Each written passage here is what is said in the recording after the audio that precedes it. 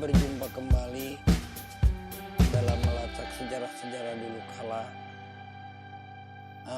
Sekarang Mbak Jemping ada di wilayah yang namanya ini Sebrak atau makam Sebrak. Kenapa disebut Sebrak? Dulu namanya adalah Sabarak atau tempat baraknya tentara-tentara dari Mataram juga dari Demak. Ya, disinilah kelihatannya masih seperti hutan, cuma di situ udah banyak kampung yang namanya Kampung Tanjung Sirna. Nah, pohon beringin ini menyimpan saksi bisu dalam sejarah dulu kala. Maka Mbah Jemping pada saat ini untuk membuka sedikitnya riwayat yang telah diberitahukan oleh para sesepuh-sesepuh zaman dulu itu. Waktu tahun 60-70-an sering bercerita bahwa tempat ini adalah dulunya namanya Barak, sekarang menjadi nama Sebrak, atau yang disebut Sebrak itu adalah Sabarak, tempat berkumpulnya para tentara dari Demak, juga tentara dari Mataram. Oleh karena itu, siapa pemimpinnya katanya? Dia yang memimpin tentara dari Demak itu, yaitu Mbah Dalem Wangsa kata orang ini. Sebetulnya namanya adalah Senopati Wongso Singodimejo. Dia Banteng Ketaton Demak pada waktu itu, yang dikirimkan untuk membantu pasukan-pasukan Kesultanan dari Cirebon. Ya, disinilah siapa itu Eyang Wongso Singodimejo itu, dia berasal dari Jawa Timur. Seorang senopati yang menjadi senopati yaitu di Demak. Dikirimkan ke sini untuk membantu Sultan Syarif Hidayatullah, Sultan Cirebon. Nah, disinilah, di Sebrak inilah dia yang mengalahkan, yaitu Eyang Singayuda. Singayuda setelah berperang di Kali Cikidang, dia tewas terbunuh yaitu oleh Eyang Wangsa ini. Eyang Wangsa Singodimejo itu. Disinilah tempatnya dulu kala.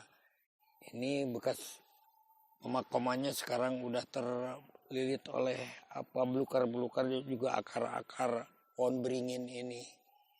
Beringin ini udah lama, mungkin ratusan tahun. Karena sejarahnya itu yang tercatat dari abad ke 1530 Masehi. Singayuda dapat dikalahkan dan mereka tenggelam di sebuah lewi, sekarang masih disebut lewi atau namanya Lewi Singayuda. Nanti kita lacak ke sana. Konon waktu Singayuda istilahnya mengumpulkan sisa-sisa Laskar Talaga yang ditempatkan yaitu di Bojong Benteng yang dekat Suralaya sekarang. Nah, dia membuat benteng pertahanan terakhir, yaitu dengan bantuan para laskar yang sudah kabur dari Galuh, juga dari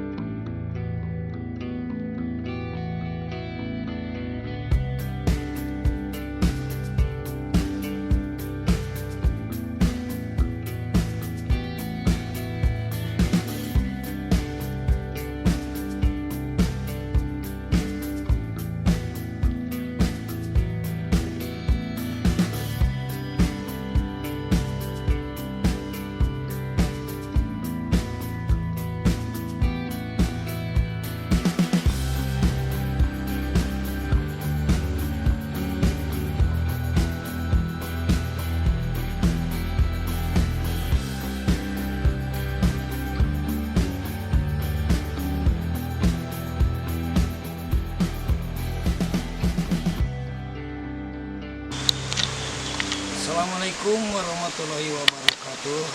Alhamdulillah kita telah sampai. Ini ada Lewi Putri juga Lewi Singayuda. Dimana ceritanya pelarian Singayuda waktu digempur dari Bojong Benteng, mereka sampailah di sebuah sungai yang namanya ini adalah Sungai Cikidang. Sungai Cikidang ini ada sebuah lewi namanya Lewi Singayuda. Sampai sekarang masih disebut yaitu Lewi Singayuda. Oleh karena itu, kenapa disebut Lewi Singayuda? Ya seperti dalam cerita yang udah Abah sebutkan. Sekarang Mbak Jemping akan meriwayatkan bagaimana istilah atau cerita ringkasnya Lewi Singayuda ini.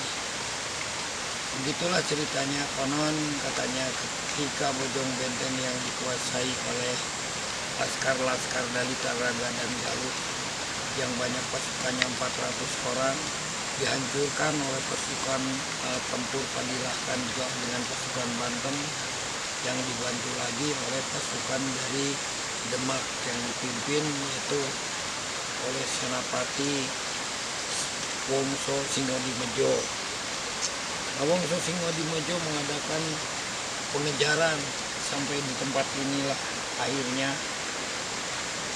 para tentara dari Galuh juga dari Talaga dapat dikepung oleh tentara-tentara dari Banten, Sunda Kelapa, Cirebon dan Demak. Maka terjadilah pertempuran di sini sehingga duel antara Singayuda dengan Wongso Singodimejo, senopati dari Mataram itu terjadi di sungai ini.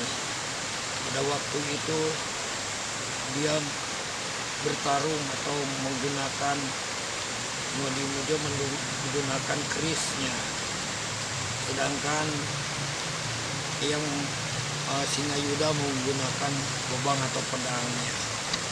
Yang akhirnya karena kelelahan dia itu kehabisan tenaga, Singayuda akhirnya merasa lemah dalam kelemahan ininya. Akhirnya Wongso Singodimejo dan pasukannya dapat menumbangkan atau mengalahkan yang Singayuda, dan setelah itu tenggelamlah di sini. Maka setelah itu menjadi disebut namanya Lewi Singayuda. Namun begitu ceritanya, Singayuda tewas di sini. Namun setelah itu sebetulnya mayatnya yang telah ada di dalam sungai ini diangkat setelah tentara-tentara Demak meninggalkan tempat pertempuran ini. Diangkat juga mayatnya dibawa oleh Eyang Surawana, Ki Surawana, yaitu masih saudaranya, dan dibawa dimakamkanlah mereka itu yaitu di Lewisium gitu. Nah, inilah cerita ringkasnya dari Eyang Singayuda yang berada di Lewisium ini. Rupanya kita akan terus menjelajahi pakilasan-pakilasan tempo dulu yang menjadi saksi bisu dalam sejarah ini. Mungkin kalau kita membuka dalam sejarah-sejarah nasional tidak akan menemukan. Cuman sejarah nasional itu mengungkapkan garis besarnya yang disebut adalah para raja-raja, tidak sampai ke akar-akarnya. Itulah. Nah, di sini petilasan-petilasan ini banyak. Ini wilayah Tasik Utara.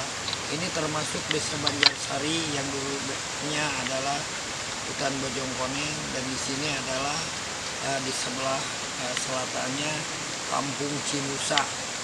Karena memang dahulunya adalah banyak nusa-nusa.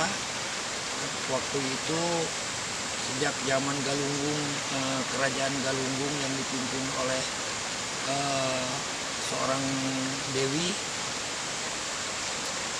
Sungai Cikidang ini sebetulnya airnya nggak segini, tapi hampir ke atas naik karena suburnya air waktu itu. Sekarang air seginilah adanya, dan ya masih indah ya. Cuman di sini mungkin kurang pemeliharaan dari para masyarakatnya. Kalau seandainya ditata menjadi tempat yang indah, bisa juga untuk dijadikan tempat rekreasi yang nyaman. Inilah Luhur Sungai Muda yang berada di wilayah Desa Banjarsari, juga Desa Sukapancar. Mari kita lanjutkan lagi. Setelah ini kita akan melacak lagi tempat-tempat di mana yang tempat bersejarah. Sekianlah dari Mbah Jemping. Wabillahi taufiq wal hidayah. Wassalamualaikum warahmatullahi wabarakatuh.